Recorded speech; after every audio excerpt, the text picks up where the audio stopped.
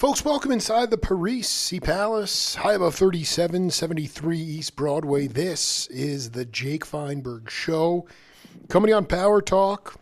Thank you so much for making us part of your day today, wherever you are in this world. And without further ado, it's a high honor to bring in a cat who grew up really in a major musical family. I have to believe that over time, as much as he might have respected and loved his parents, the opportunity to create a path of his own, a niche of his own, became paramount in his career, and as a result, collaborated and created music with some really, really heavy cats at a time when the record industry and the camaraderie of live touring music was kind of disintegrating before our very eyes. And as somebody who was born in 1978, I feel it is my job and mission to make sure that the ability to create live music that feels good carries on to my daughters and future generations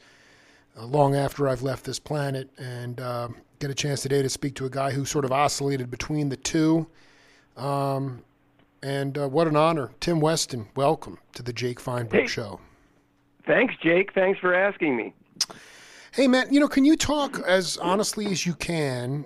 Because it wasn't like you grew up, I mean, obviously everybody has adversity, but can you talk about how hard it was to grow up in a spotlight with parents that were absolutely iconic stars?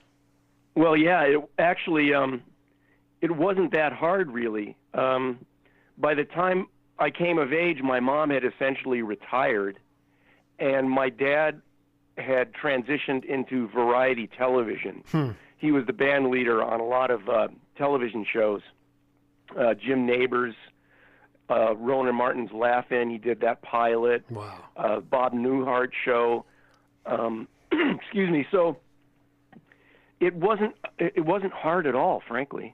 And the only hard part was how easy my parents made the music business look. I'm telling you, man. I mean, I'm looking up these songs.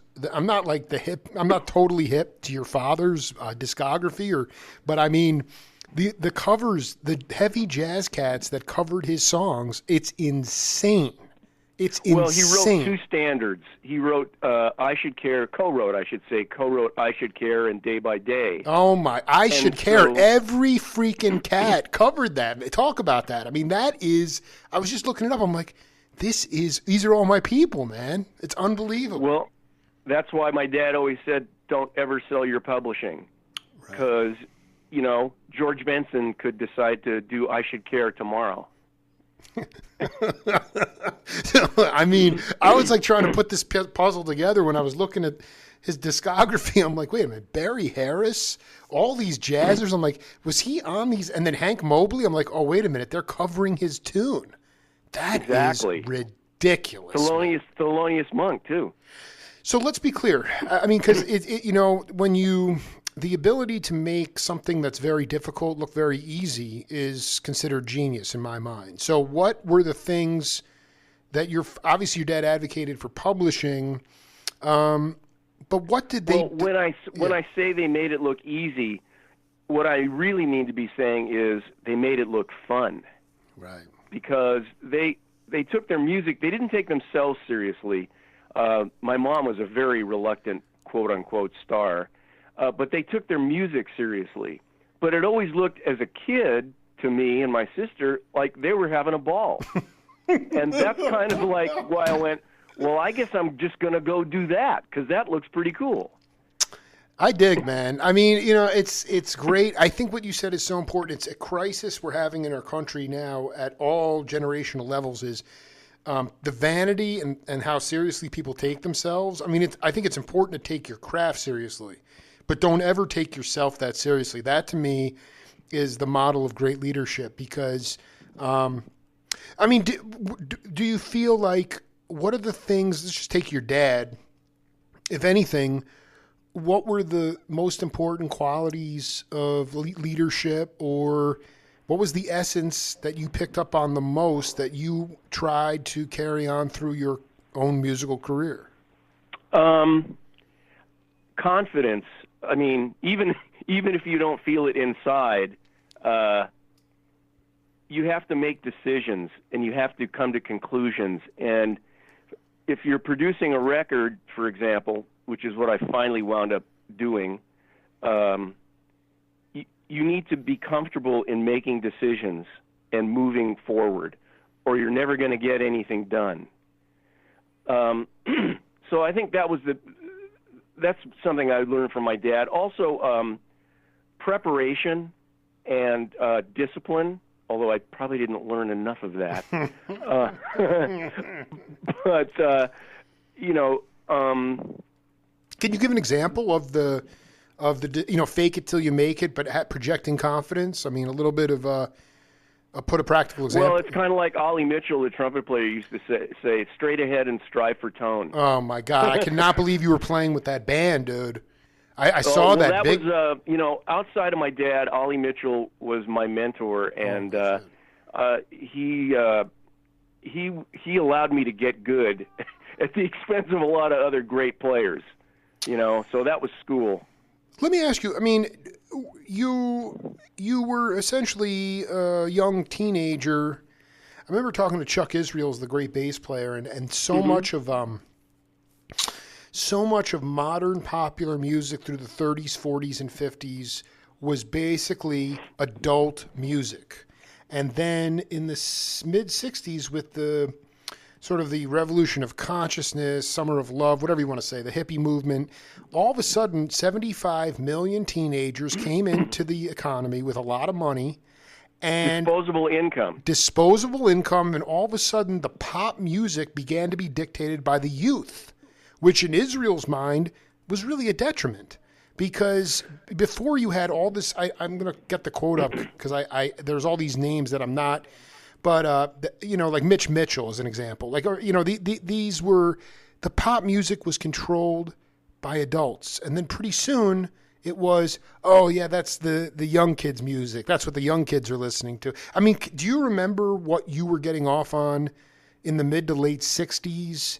Well, yeah, the Beach Boys, the Beatles, and then a bunch of West Coast groups, like the Byrds and the Buffalo Springfield. Then the San Francisco groups like Moby Grape and Sons of Champlin. Dude, when did you first listen? You know what's so great? I'm telling you right now, man. You're like, I know, I lived through it. No, the thing is that out of all those bands, I know the Sons weren't a skiffle players or a folk band, but they were the most sophisticated blue-eyed R&B group I've ever heard come out of that bastion of San Francisco. It was just the nastiest, funkiest, and raw. It was nasty, man. It was raw. It was more raw than even Tower, actually. Way more raw. But they were basically an R&B band. Absolutely. But the guitar player, Terry Haggerty, my man, is the first guy that helped me transition to being a jazz player. I am so that warms my heart, dude. I need you to break down. He's the first guy that started playing. He started playing bebop licks over rock and roll and blues, and I'm listening and I'm going, wait a minute, what just happened there? Dude, I need to check that out. Okay, I want to just stop and break this down because Hags is a dear friend. I crashed at his house up in right off near the Cow Palace in San Jose with his wonderful wife, and he was playing. His dad was playing with T. Garden and Kid Ory and Turk Murphy, and I mean Hags was a bebopper.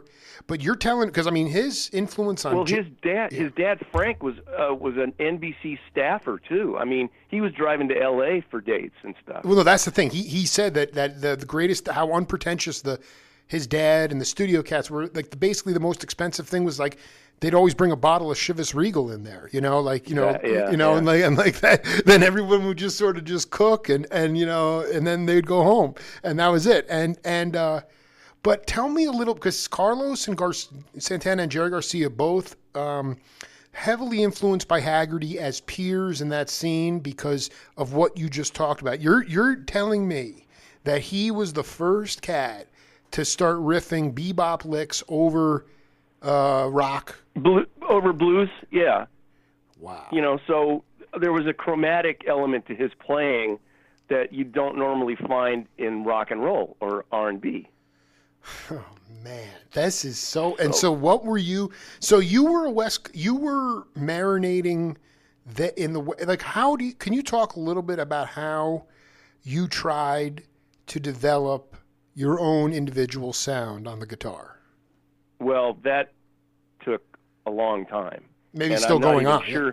I'm not even sure I would admit to even having my own sound, but I'm striving for it, and other people have told me that I do. So I guess I'm cool with that.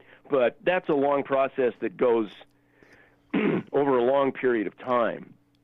But my dad gave me a guitar when I was 13. I'd had piano lessons, and my sister and I had piano lessons. But when I was 12 years old, 13, my dad gave me a guitar, but there were no preconditions. I mean, I just took it in my bedroom and started playing and started teaching myself, and I taught myself as much as I could until I needed to be taught by somebody else, and I started taking lessons. But I guess the point is that here's the bottom line is that you go into, let's just say it's just so humbling today because cats are just funneled into academia, and especially if it's like a jazz if you're trying to codify a language, like a street language, it's kind of weird, isn't it? But it's like it is so weird. I guess that's one word for it. It's like there's a right way and a wrong way, and the point is when you got your guitar, there were no roadmaps. There were no manuals. It was... No, you just heard something and you went, I want to do... What did he just do? What did I just hear? I want some of that.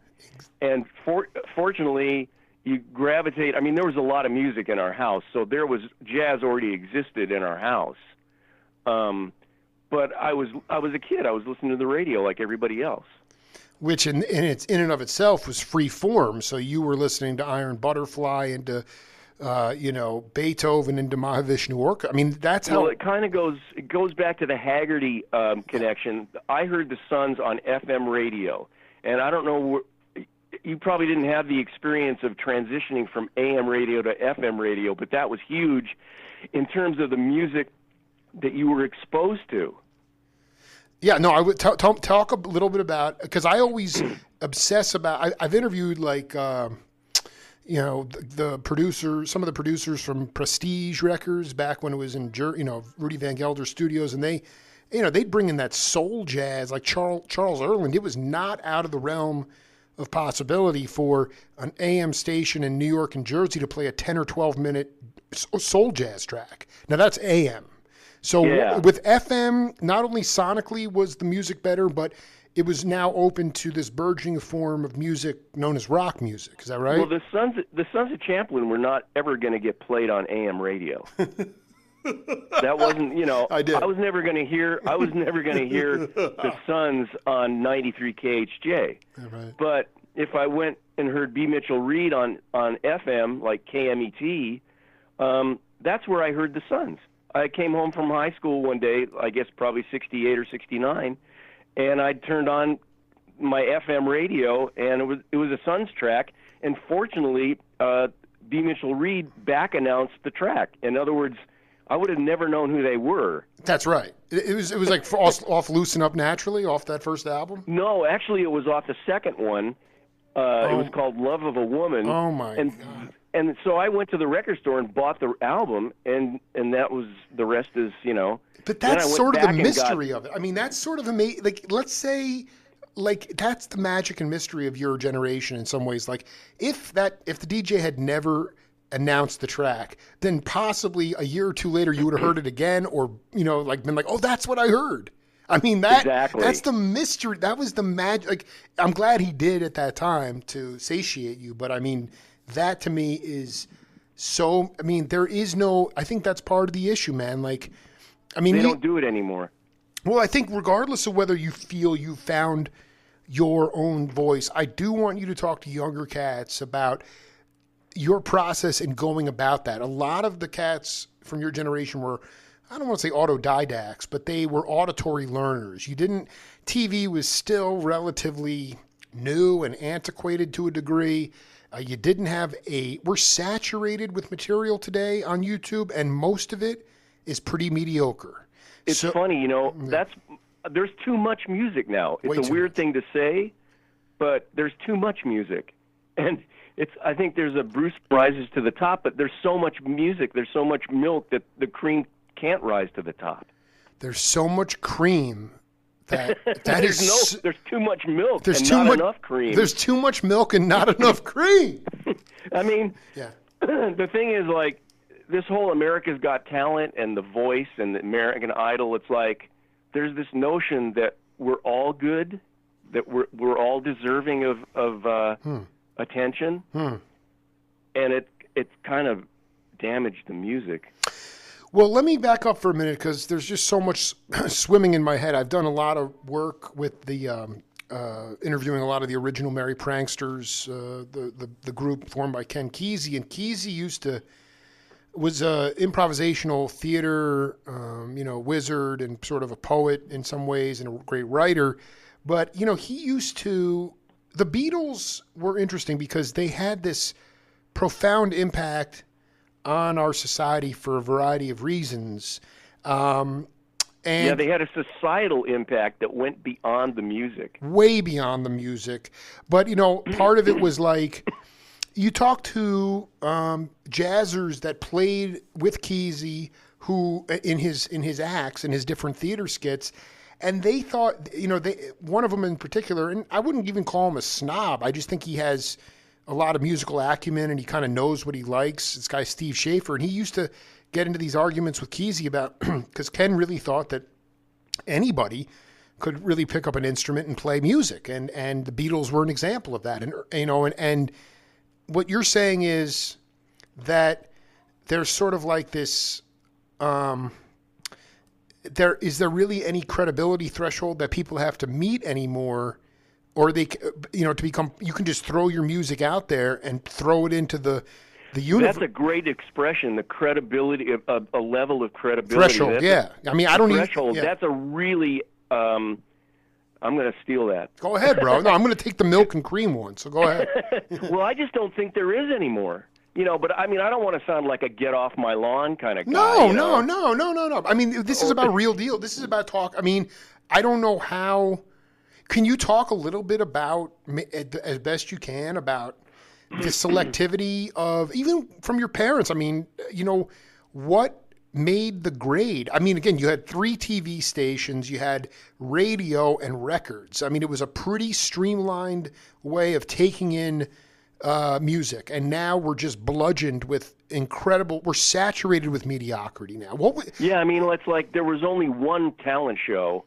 And now every show is a talent show. Right. And it's just like, and it's also very it's very, not celebrity centric, but it's like putting the onus on one person. Like I'd never see, like the magic of, I think you're the best person to ask. I mean, I interviewed Hal Blaine, rest in peace.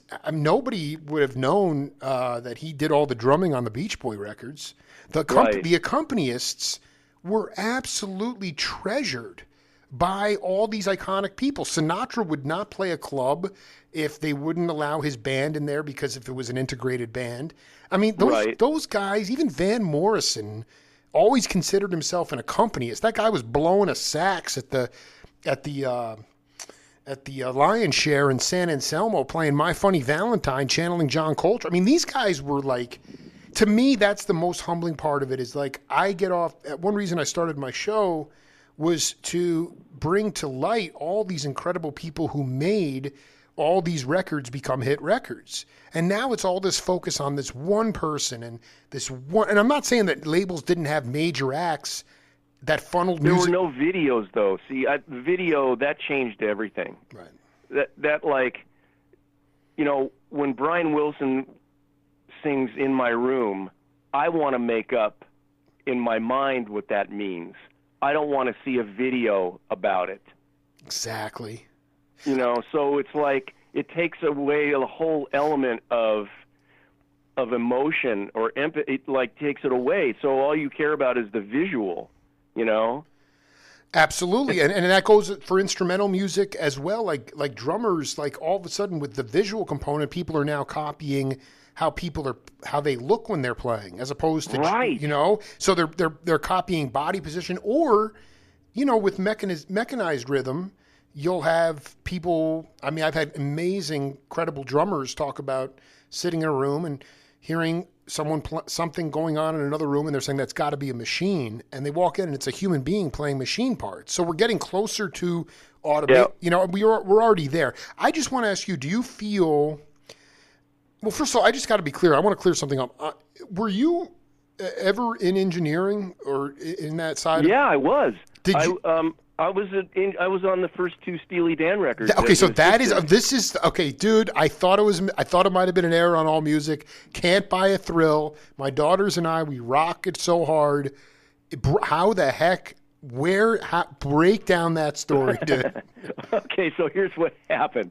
So I graduate from high school and I start a year of college, and I'm majoring in music, but I'm really screwing up and I'm just not into it, and I'm wasting my time in college and I'm wasting my instructor's time in college. So it turns out that my draft number, they had a lottery back then. Sure. From 1 to 365, and my draft number was 333, which means I'm not going to go to Vietnam. Right, you're off. My best friend's number was 32, which means he's staying in college. So I dig. I'm 333. College is not right for me, so I drop out and get a job at the Village Recorder at a recording studio in West LA. And I spent the next year studying, apprenticing as a recording engineer, and wound up working on the first two Steely Dan records. Do not pretend to be so humble. Wait, first of all... Well, I was assisting Roger Nichols, so in terms of audio recording, God, dude, that's the star. Please talk about that guy, man. I love that guy. Well, and Roger and I wound up working right up until he passed away on records I was producing. What? So were you around? Village Record. You considered? I remember interviewing Dan Healy, who is the Grateful Dead sound guy, but he was down working with Bill Putnam. I've interviewed. Well, that's over at Western, yeah. Yeah, that's over at West. So Village Recorders. Village Recorders was the first major studio west of the San Diego Freeway. I love this. And there were freeways? I didn't know there was owned by Jordy Hormel, who was the heir to the Hormel Meat Company. Dude, I know that cat. Roger Kellaway used to work with that cat. I cannot believe. Right. Village Recorders. Village Recorders. So I went to work there at a time where it wasn't on the map yet. And the cool thing about that is that when there was downtime and the studio wasn't booked, Jordy used to let us use the facility. Oh my God, So I had bands coming in. I'm engineering, I'm producing, and it's all for free. And it was a great time to be studying audio engineering because it was a transition period between old school, make it sound good in the room, put the mic in the right place, move the drums over there because they sound better there.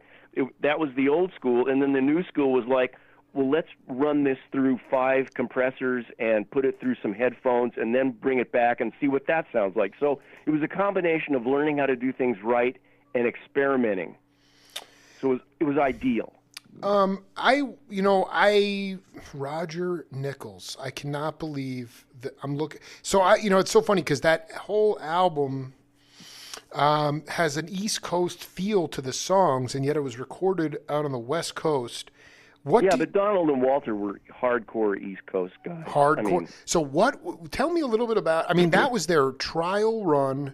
They were not, they became, as you know, I remember interviewing Omardian, and he was like, he's like, the Dan would have like $500,000 budget. But not in the big, I want to know what was that from being that you weren't on the firing lines per se, were they as opinionated and as I've interviewed Dean Parks and freaking Jim Kell, all these Steve Gadd. I mean, they would go through rhythm sections. Sometimes they'd play it, then they'd bring another. Well, But this was. I wound up. Yeah. I mean, I wound up working for Walter as a guitar player on several projects that were like 10 years later. So Wow. I kind of knew them as from different points of view, if you know what I'm getting at. What was it like when they came in, when you heard the music for the first? Well, nobody knew. We didn't know anything. We're just making a record. Nobody knew it was going to be a hit. No, it was just, we're just going to work. The guy I'm thinking of is Gary Katz. You know Katz? He's the producer. Yeah, he was the producer. Dude, yeah. that dude was crazy. These guys were they just like?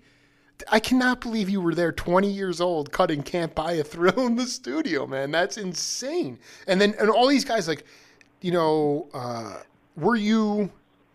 you have eyes on becoming a studio shark, for lack of a better word? As a player? Yeah. Well, see, here's the kind of the thing about my career is the upside is I've done a lot of different things. I've been in music publishing, recording engineering, guitar playing, record producing, music supervision. So I've worn a lot of hats. Now, to the detriment of being a player, actually, I wish that I'd have just kept my head down and played guitar and just stayed with that. But I wound up doing a bunch of different things, for better or worse. Yeah, I think actually the if you had kept your head down, would you have been like, sort of hoping to, maybe get into that Lee Ritenour, Fred Tackett, Dean Parks area of studio work? Yeah, either that or really become a hardcore jazz musician. I was going to ask you about that because, I've interviewed Kenny Burrell. These guys, that guy was growing up with Pepper Adams, Donald Byrd. They were transcribing stuff off the records. It was like a school in and of itself. Right, exactly. I mean, you were bored in the academy at music school. How did you learn? Can you just talk about a seminal experience early on? Well, I'll tell you what happened. So Can't Buy a Thrill was a seminal experience because it sent me back to college. Really? It was like, wait a minute, this is the hardest work I've ever done, and I'm only the assistant engineer. What were you? What was? Please tell me, I'm just a neophyte. What was so challenging about it? Well, they're perfectionists, and they were, even at that time, they were unscrupulous in their perfection. Well, I mean, with success came the budgets, right? But within the limitations of the budget of the first album, they still, they had their standards, and it was very laborious. I mean, it was fun, it was creative, but it was hard work. And I went, oh man, I can do college now.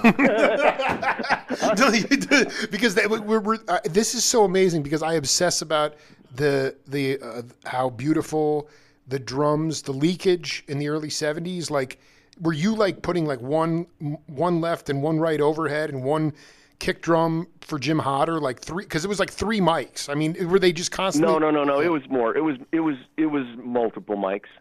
But there were overheads too. Well, but that's what I hate about some of the modern recording techniques is that every drum is mic'd now, so there is no leakage. Yeah, I mean, you want to hear. There wasn't even as much ambience on the first Steely Dan record. You're right. As there You're right. was on later ones. You're right, actually. And I mean, I like to personally, as a producer, I like to hear the room. I want the drums to ring. I don't even mind a little leakage. Exactly. I mean, because if you're sitting there and it sounds good, then it sounds good. But that's the thing. No, if it sounds good, then it's probably going to feel good. That's the point. I mean, Herb Alpert would say early on with some of those records, A&M records, not even his own, he would just, if the feeling was there, even if there were a couple of flubs, he'd say, let's go with it. Let's just go with it. This is what feels good. And I remember Don Randy saying to me, he's like, kind of sometimes only the cats are the ones that are really aware of that stuff. And I really love that.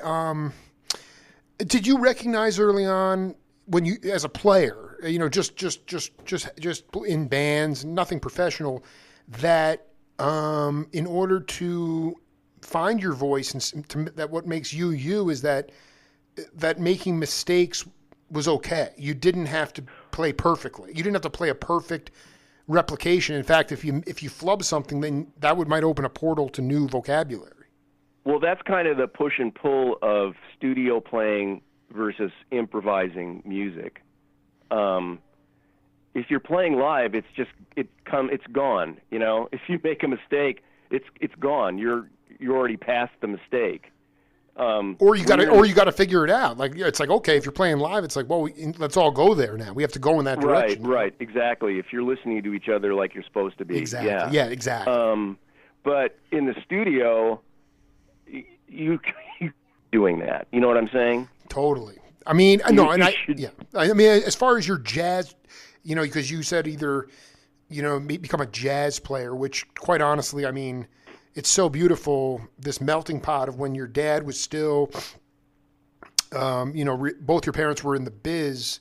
You had guys like Tedesco, Barney Kessel, Howard. Yeah, Barney Kessel was my dad's guitar player. Barney Kessel and Herb Ellis. And like Howard Roberts or something, or that's, I mean. Howard Roberts played on some of my mom's records. But he wasn't one of my dad's records. No, you know who also played on I think Dennis Budemer might have played on some of your mom's records. Yeah, in one of my first dates, I was sitting next to Dennis Budemer. Man, he saved my butt. In what sense? He hummed you the melody? What No. He just he just cooled me out and made me calm down and it's certain dates, movie dates or TV dates can be frightening and very intimidating. Absolutely. Much more intimidating than a recording session for a record or a jingle session. So Dennis just was, he helped me to relax. So this is just mind-blowing stuff. So, so fast forward. Yeah. So I finished college. Yeah. And that's when I started playing guitar professionally, really. Well, I mean, I played all through high school and stuff, but after I finished college is when I sort of transitioned into professionally playing. Well, we have a game on this program called Name That Voice. Take a listen to this and the content. I think it's a good time to bring it in, and we'll come back and break it down. Okay. And then Mike Love, who I met on my teacher training course, was starting a new record label called Love Songs with actually Charles Lloyd, the famous jazz. Yeah, no, I mean he's with me. His transcending spirit right there. Oh yeah, well so Charles also was a TM guy, and then Ron Altbach, who was the piano player for King Harvest, Dancing in the Moonlight, Dancing in the Moonlight. Sure. Ron was a TM guy. So Ron, Charles, and Mike were starting a label called Love Songs. Is that Paul And Mike Farzo? called me on the phone. He says, man, I wanted you to listen to the whole story, but yeah, you are. That was my interview with Farso from 10 years ago, Weston. Okay. Oh, that's wild. Okay. Well, I just want to. I was in that scene too. No, we used to drive up to Santa Barbara. So this is what I want to get at, because I've been looking for you for a long time, man. Like for a variety, and I mean when Farso was in the Loading Zone, which was another one of those amazing outfits out of the Bay Area, similar to the Sons of Champion. Doc Kupka was their roadie. I just transcribed that story from that interview last night. It's on. What's amazing. He was at that Berkeley High Orchestra was it was just a breeding ground for amazing musicians. But it's like, when Farso came out of TM training, he met Mike Love. Mike Love had already gone on one with the Beatles originally, but then they met again, and then they came out, and there's this album Celebration, and I'm looking at it. This is going back years, and I'm like, wait a minute, Tim Weston is on this? I'm like, so I was like, at that point, whatever else you did in your career was like cool, but that's the ultimate, man. I mean, that is my favorite group of cats. And so were you were into transcendental meditation as well? No, not at all. I think I just got recommended Yeah, as a player. yeah, right. Actually, you know what? You know who the connection was Jeff Peters, the recording engineer. Wow. So Wow. Jeff Peters recommended me to Farzo, I think. Because Farzo was kind of the musical director of that whole scene up in Santa Barbara. Absolutely. So tell me a little bit about that. Would you say that was your first big gig? No, the first record I ever played on was Cheech and Chong, an album called Sleeping Beauty. Whoa. And there was a song, they redid a song called Framed, and I played bass and guitar on that track. So that was the first, I don't know if it was a big record, but that was like the first name record. I want to go played through on. this with you because your discography on All Music, for what it's worth, that's not always the most. I've never looked at it. I should probably go tweak it or something. You should. Well, no. So it goes Can't Buy a Thrill, and I'm so geeked up that you were assistant engineer. Now you're saying you did Countdown to Ecstasy as well, or the second album, or what? You did 2 albums with the Dan? I think I was like a good luck charm, or like they liked our banter, because the thing about those guys is you got to give back as hard as, you know, they're going to hit you hard, and you got to hit them back just as hard. Oh my God, dude! And I think they liked it, and so they hired me back independently. I wasn't even working at the Village, you know, I was back in school, but they hired me to do the second record too. The Countdown to Ecstasy. That's Yeah, correct. unbelievable. And so then on All Music, and I encourage Tim Weston to go back and tweak this, it jumps to 1977 Celebration. So let's just fill in those years. Oh, no. So there's Cheech and Chong. Oh, my God. Is in between, and a singer-songwriter named Robbie Patton from England. Oh, my. Who went on to do some records. And there was a soundtrack with Bootemer, maybe? Well, that was just a date. Yeah, that was just a record date, or, you know, a TV date. So, I mean, there's a lot of stuff, but like not like known stuff. I mean, the thing about studio work is back in the day, there was a lot of it. There was like, you could be like on the B team or the C team and still be working. Dude, you know? I would love to be on the C team, man. So there was jingle work. I mean, there was, you know. So, yeah, just we used to call it factory work, because it wasn't like rocket to stardom. It was just like, I'm earning a living playing guitar. How cool is that? Dude, it's beyond cool. It doesn't matter what I'm. It really doesn't what I'm matter. playing. No, it's really ridiculous. Like Suds and Duds commercials, or I mean that, and so much. So I mean, like, was there? This is amazing. So you know, the Dan 72, 73.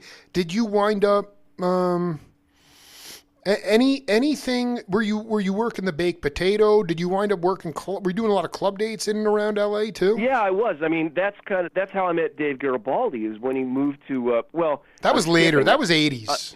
Yeah. Yeah, but then I was in a band on Motown called Dr. Strut.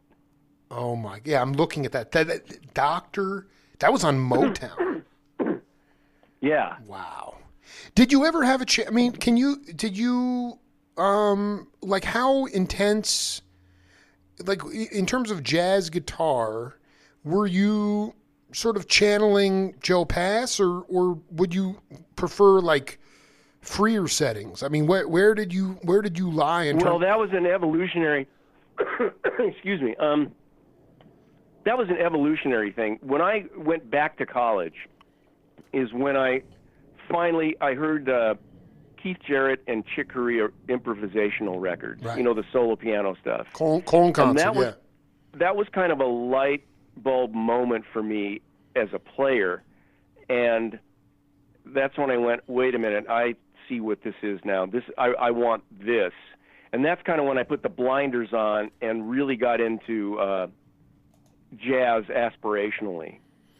So my ears kind of opened up. I remember one of my guitar teachers played a Pat Martino record called Consciousness. Dude, that changed that album changed. For it.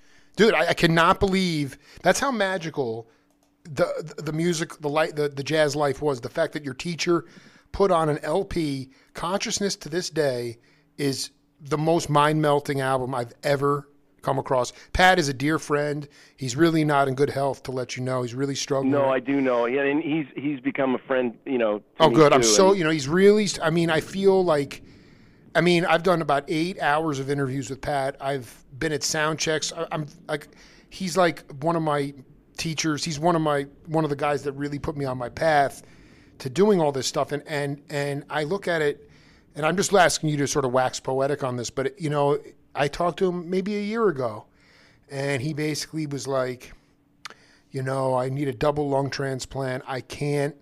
We don't want to do. My wife and I don't want to go through with it because I'm not sure if I'm going to make it. And I'm just like, is this really the way? This hero, this master, this amazing musician and human being, this is how it ends? Life is not like. When did you get the memo that you were just? I guess that's the point. I remember Haggerty when I was at his house. I have it on video. He just said, he goes, so many of the cats that came up in that scene, quote unquote, and thought that music was going to change the world and all for one and all this stuff, and it's like. He's like, by and large, most everybody in that group turned out to be completely narcissistic, and I just wonder if when you realized, what did he mean by that, Jake? I'm not sure. Let me cue up the thing. I think what he meant was like, they did not walk the walk after they became big stars. They became very inaccessible, and then. I'm going to cue up the quote for you, but I just want to know early on, maybe it was with your parents, but when you got the memo that we are all human beings and nobody is above anybody else, ultimately, to this day, it's made you a person who's at peace with themselves and not bitter and resentful. Oh, I'll tell you exactly what it is. It's a sense of humor. It's the most important quality in a human being, in my opinion. So how did that, that came from your... It came from my family, and it's just it's a way of looking at life, along with empathy and sensitivity, but I think a sense of humor will hold you in good stead in the long haul. So... What kind of, I remember Cal Jader, his band at one point in the early 70s had Dick Burke was grossly overweight drummer. John Hurd had a stuttering problem. Mike Wolf had Tourette syndrome. Cal was an alcoholic. So they poked fun at their ethnicity or, maybe their, little limitations to a degree. Was it just like... I didn't know Wolf was in that band. That's trippy. Mike Wolf was playing in a dashiki in Berkeley High again, going to festivals. There's an album with him on it called Putting It Together. Live show from Concerts by the Sea. It is the most filthy, funkiest... Mike Wolf is on fire, and he's probably 20 years old. Yeah. I met Mike through Roger Nichols, through Roger's wife, Connie, actually. Really? Yeah. Wow. Just small, different orbits, man. Different orbits of people. Well, no, this is really, you're blowing my mind. I want to read you this Haggerty quote. Okay. He said, when I teach guitar players, I'll look at these little guys and I'll go, quote, do you really want to just crush every guitar player or not? And they'll look at me and go, oh, no, we're good. I say... If you're a good guitar player, you're probably lying to me. At your age, you just want to be effing great. He's talking about younger cats. He goes, to really own it and have you being really developed, it would probably be good for you to see it in human terms and not just your own personal success. That's the disappointment with the music scene in general. There are so few people, even within the San Francisco scene, that were really much of anything other than narcissists. I don't think that hardly any of these musicians ever thought about big ideas. They may have had a little bit, but they're not the people that advocated for the better world and the bigger open minds and the singularity of things. They were just out there. That's really interesting. They were just out there basically doing what musicians have done forever and ever. After the shtick had been presented, they're looking at making their money and doing their thing. Now, to his credit, he does point out people like Jorma Kaukonen, who has the Fur Peace Ranch in Ohio, and there's other people that certainly. But you understand that's where he was come. Why do you think that's interesting? Well, because jazz music, I've come to believe, is made in the trenches. Right. Jazz music isn't made at the Santa Monica Civic Auditorium, or the Cow Palace. Jazz music is in the trenches. It's in the clubs, and it's on the road, and it's not a money maker. It doesn't. It requires a lot of the listener to be involved. And so there's always a push and pull between being a studio musician and being an improviser. And there's no such thing as a part-time jazz musician, which is why I don't consider myself a jazz musician. I like to practice. I like to play it. I like to try and play it. But I'm never going to say that I'm a jazz musician because I just I don't live in that world. The jazz life. Living the jazz, which is actually could be somewhat heartbreaking as well. Well, I think that's why Pat's so tired. I mean, I'm sorry. His life has been on the road, Well, it's remarkable. First of all, what the heck did you think after you heard? Sherman Ferg. That rhythm section was the band called Catalyst. The one on Consciousness. That is my guitar teacher Tom Bruner turns me on to Consciousness. Oh my God. But I wasn't ready for it at the time. Dude, it was not a pedestrian album. I couldn't make sense of it. So, oh my God. But then eventually I went, as my training progressed and as my ears opened up, I went, oh my God, this is like the guy. Dude, it is the sickest. I mean, I cannot go. It's the most hypnotic thing I've ever heard of and it was really, you can hear him fusing in all sort. I mean, the band is so hip. Right, and then there's Joyous Lake, which is a whole other kettle of fish. It's funny. I just can't get beyond Consciousness. It's like that's trip. That's wild. Well, I mean, you know what it is? I love his I love Baena. I love all the stuff he did on Prestige. A lot of the soul jazz like stuff. No Exit. Right. Well, but like Joyous Lake, like I've documented, like I need to go check that out. It's just like Consciousness, Desperado. That's where I lie with Pat. It's like the nastiest razor's edge. I mean, ultimately, Tim, do you really think that lifestyle that you just articulated so well, that it has to be full-time, that it's a road dog profession, that it's not easy, that it's in the trenches, is that even a realistic profession in today's modern? And I'm not talking about the pandemic, but not in the slightest. And I'll tell you, an example is all my buddies are teaching. Dude, you just nailed. All my jazz musician friends are teaching kids in college how to play jazz. You know what's so funny? I'm so glad to talk to you today because.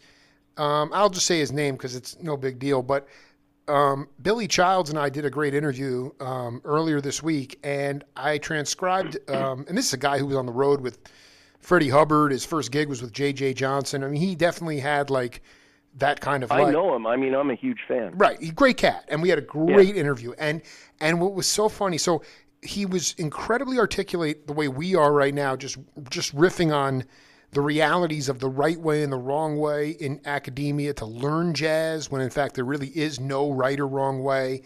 I transcribed this story that culminated with him getting on the road. His friend Kevin Johnson at school was like, hey, my dad wants to start a band with younger cats. Do you want to come over? And he's like, sure. He rings the doorbell. Who opens the door? It's J.J. Johnson. He didn't even know he freaked out. Next thing you know, he's going to Japan with J.J. Anyway, so he's kind of, he's not dissing anyone personally. He's just talking about the realities of the fact that when you teach a right way and a wrong way, then all of a sudden you're going to get a homogenization of sound, and all the cats are going to come out sounding the same. Okay, it's an assembly. Well, yeah, I mean, there you can teach elements, and there's things to learn. No, right? I just want to finish the story because this is so classic. Okay. So I put up the story. It starts to get traction amongst the older cats just because I have a wide following. And he like freaks out and calls me, emails me, texts me. He's like, Jake, please take this down. You know, it's out of context. It's not what I called him up. I said, Billy, I said, I just want to tell you, I've been doing this for 10 years. This is my gig. I would never tell you how to play the piano. I'd much prefer if you just told me that, you know what, Jake, I'm afraid that I'm going to alienate the people, I'm going to bite the hand that feeds me, because right now, what is he doing to get paid during COVID? He is teaching at Berkeley. And he's petrified that even an excerpt, which is not, there is nothing incendiary about it. No one held a gun to his head to say what he said. The minute it goes into print, he's like, oh my God, I'm teaching at one of these institutions that I'm talking about as being a problem with the music. It's so funny that you bring up this idea. You're right. Everybody to make a living is teaching, and that is not jazz. No, it's not. It's a day gig. It's a gig, man. And it's just like, it crystallized. And I said, Billy, I'll take it down. I never do this, but I'll do it for you because I respect you.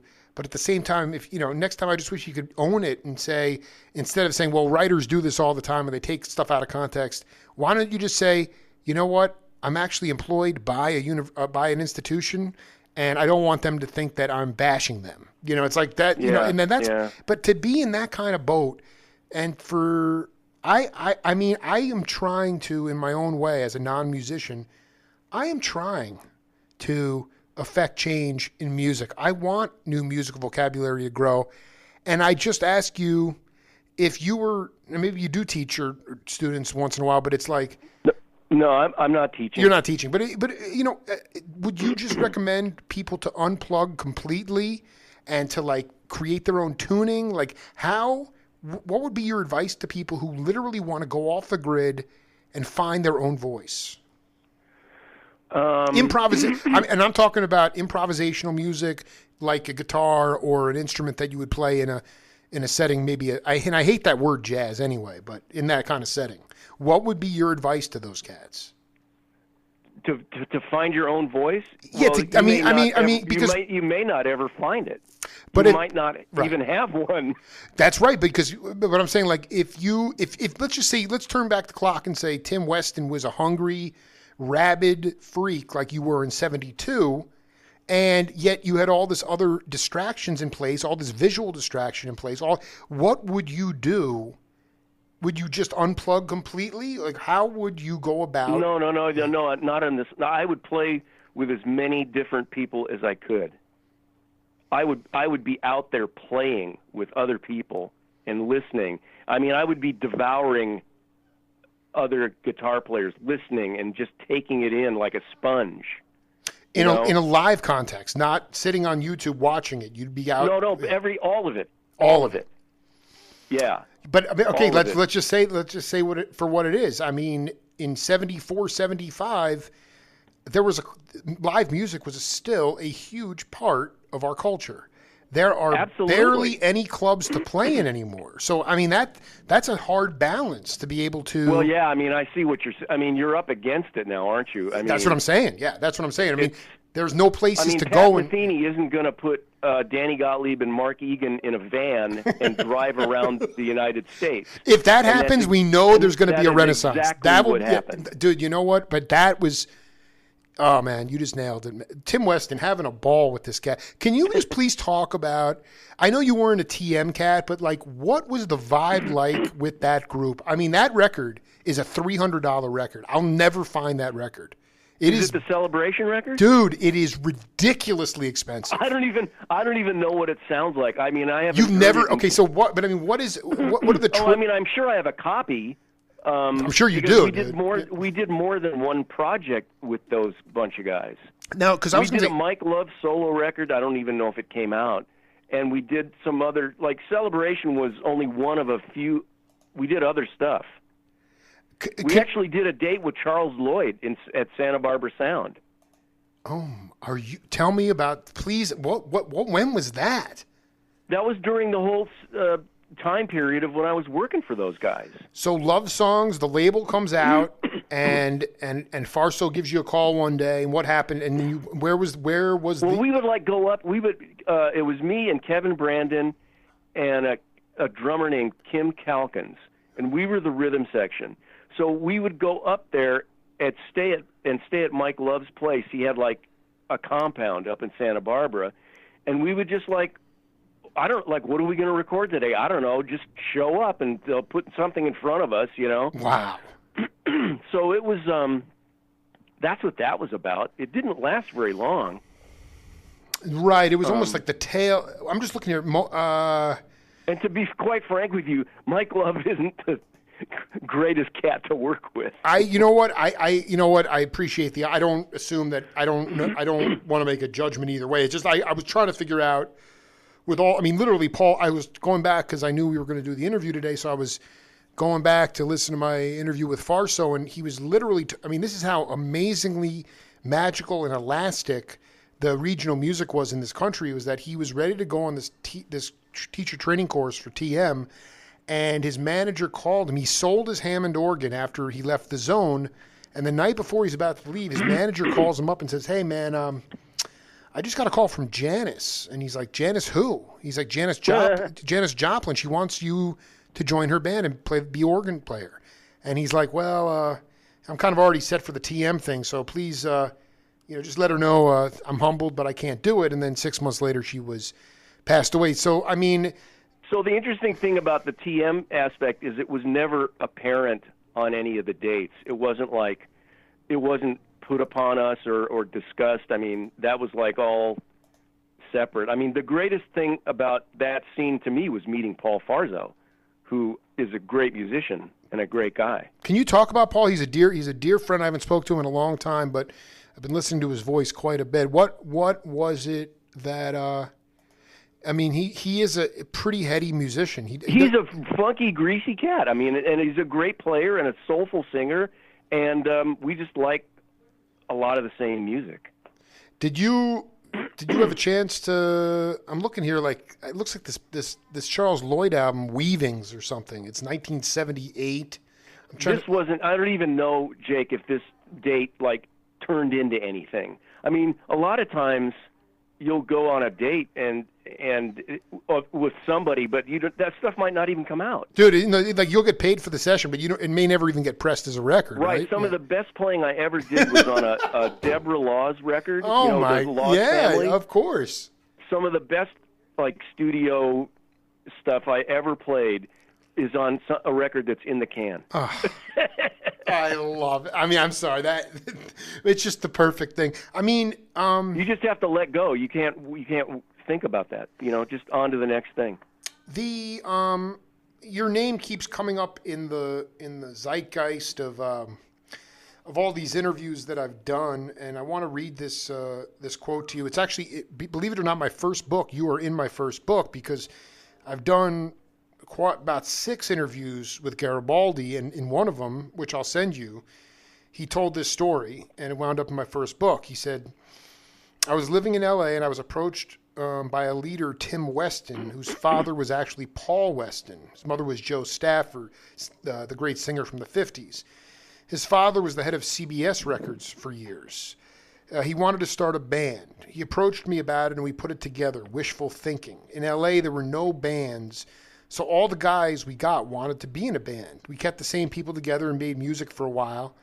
We did a lot of gigs and wrote a lot of cool music." And, just for and I'm sure you know this, but the Tower of Power, it was so out of control with the drugs that David had to get out of there. And he left and moved to L.A. And when he got there, he's like, this is kind of whack. There's no bands. It was very different than the San Francisco scene, which was really built around groups. So then I would say that quote is 95.5% accurate. Okay, so what? Fill in the rest of the truth. Well, I actually put that band together, and I met Dave when he first came to L.A., and we just wound up on some gigs together just by accident. He actually did the Ollie Mitchell band a couple of times. He did. And then we would just find ourselves on sessions or on club gigs or something, because he was just trying to make it in L.A. He'd moved out here with Peggy, his wife at that time, and their daughter Lisa, and I think he had just come from Ohio, where he was kind of living in a religious compound of some sort. He was, yeah. So I met Dave at the same time I'm deciding to put a band together, because Dr. Strut had broken up. It had run its course. It's very hard to have a band in Los Angeles because everybody needs to eat, and usually bands are put together. It's a guy and his tunes and whoever he can get to show up that night. So that's not a band, and a band is a group of a bunch of guys, and if one guy can't make a gig, you don't do the gig. Also, a band is letting the music to evolve as opposed to just playing an arrangement, that's written out. So I wanted to do a new band, and I was obviously a huge fan of David's. Talking about somebody who has a voice on their instrument, I mean, there's a perfect example. Absolutely. That's Dave Garibaldi, that you hear it immediately. Totally. So I have an idea for a band. It's going to be a combination of funk and bebop. Contemporary jazz is what I called it. I didn't really call it fusion, but I guess you could call it fusion. You can call it anything you want. Dude, first of all, I just want to be clear. If you have any analog cassettes of a live performance of that band, I need to hear it. I have to. Well, I need to find them, but I have. Get them out. Let's get it. Let's make it a project, dude. Because this, to me, this is magical stuff. I think this is the point. Maybe I misread the quote. It was definitely your band. It was definitely my band. It was definitely your band. He joined the band. What he couldn't believe. Again, he was also in a very, like you said, he was ensconced in deep proselytizing in Christianity to a degree at that time. But the point is that when he just could not believe that coming from San Francisco, where there was it was all about being in bands. There were just no bands. I think he said that it was a lot of fun for that period of time. But if you have tapes of that stuff, what were the venues you guys were playing at? Well, we actually for a time were booked by William Morris, so we were opening for some really good groups. We played Le Café, we played Bon Appetit. We actually never played the Potato because we didn't have to. We were making good money down the street. That's so cool. So you were the ethos that you just riffed on about being a band. You guys were able to. You weren't starving to death. You were able to put food on the. You were able to eat. Oh yeah. I mean, but we didn't. We were also trying to keep our own careers. Going. At the time, I was transitioning into record production. Which, interestingly enough, a side point, Bill Champlin did the background vocals on the first record I ever produced. Which was what? Which was a Japanese pop singer named Etsuko Sai. Dude, this is ridiculous. What year was that? That was 84. And Champlin belting it out on the back. Unbelievable. So at the same time, so Wishful Thinking, we put Wishful Thinking together. The last guy to join was Jerry Watts, the bass player, because we auditioned like a bunch of bass players. But as soon as Jerry and Garibaldi locked together, it was like, well, we're done. Everything's great. Everything's great. So we also started recording right away, and wound up finishing our album and then placing it. So we were recording almost from the get-go. Think Again, is Garibaldi on that one? That's the second record. The first record is just called Wishful Thinking. We need to get on All Music and get your credits really up, because it goes the Ollie Mitchell Sunday Band into Think Again. So there was one before that. Oh yeah, the Think Again was the second record. So did you actually guys have you were literally a local band cutting records. Did you actually go on any tours at all? Yeah, we went to Brazil, and which was an eye-opener. It was wonderful. And we went to, we did an East Coast tour.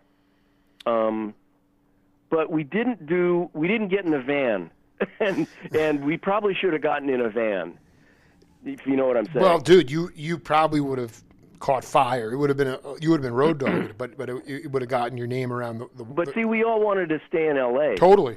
No, I get it. You know. I get it. I mean, why?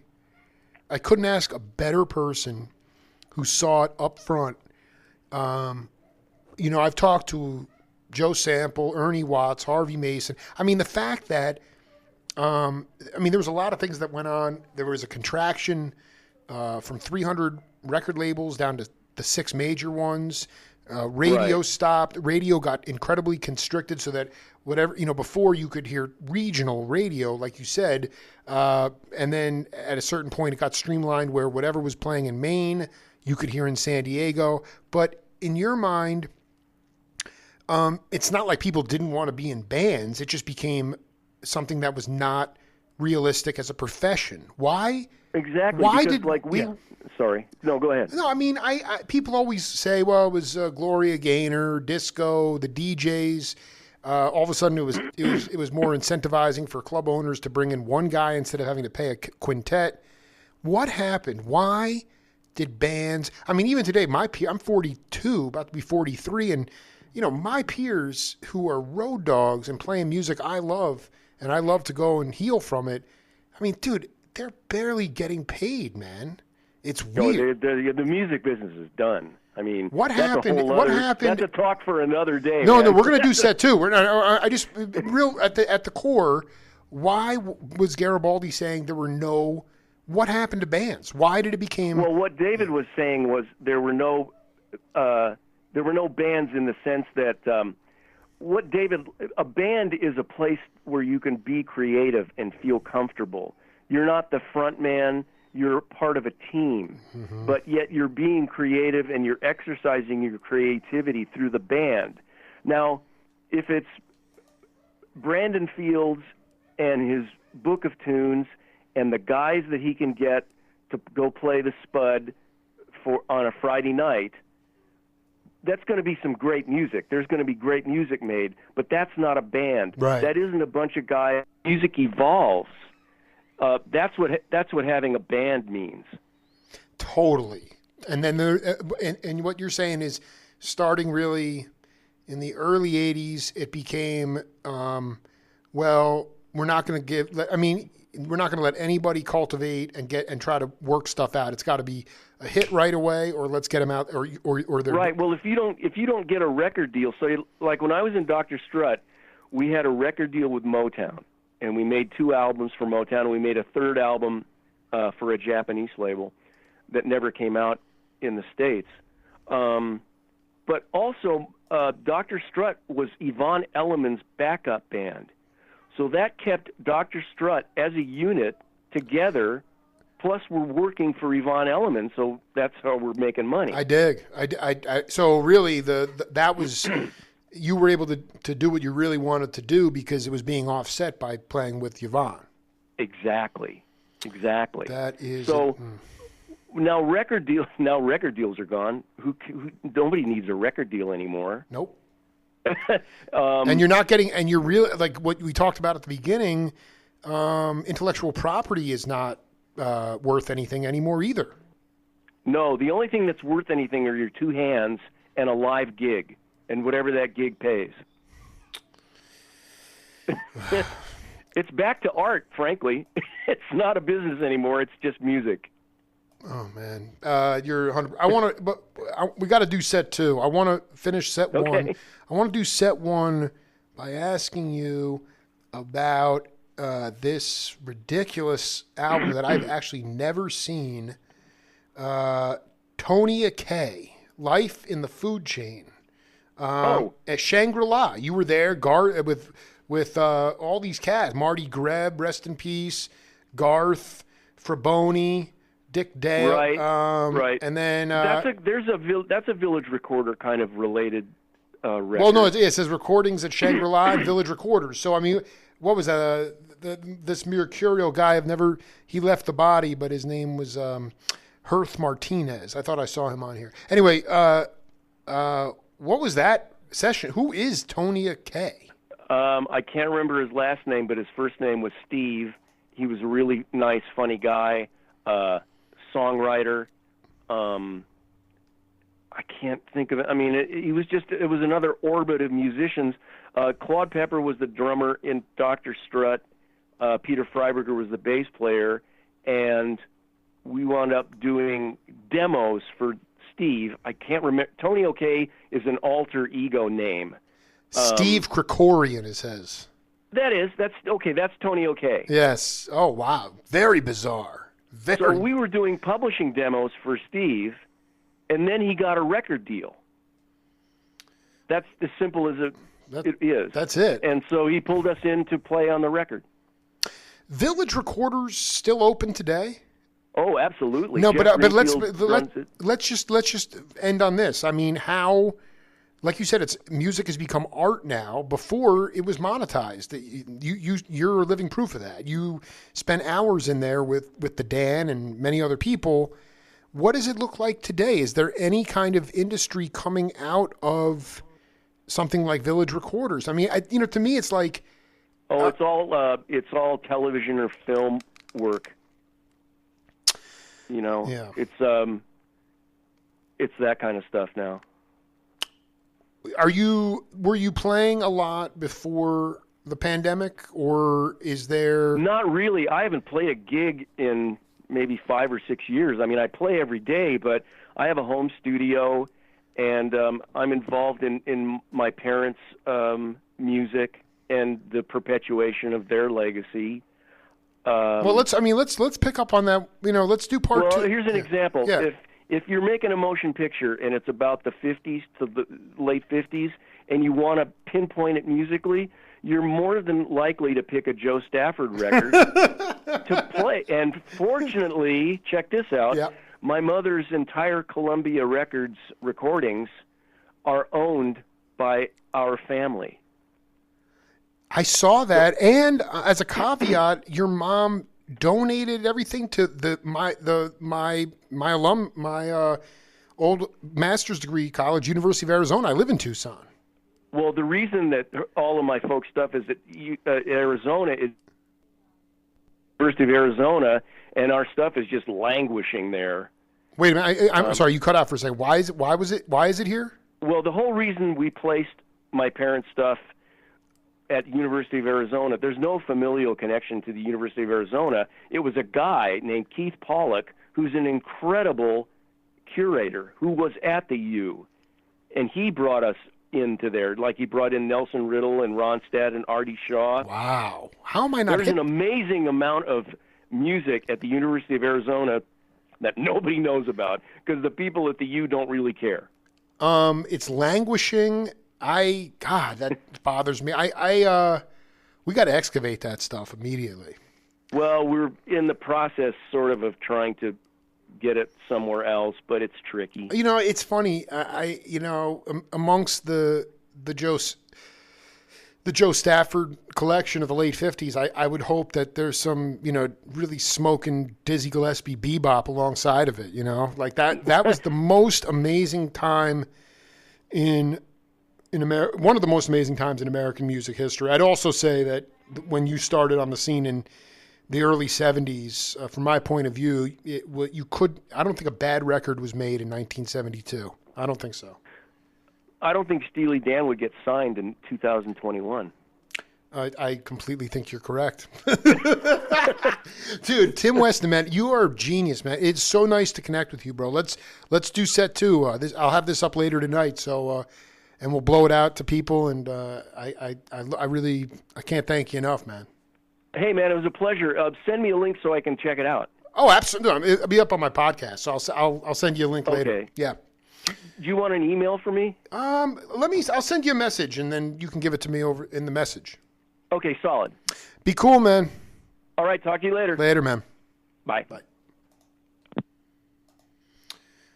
Classic individual, Tim Weston, from the lineage of a deep musical family that sadly has become more art than business these days. But we will continue on. That's it for the Jake Feinberg Show. We'll see you later.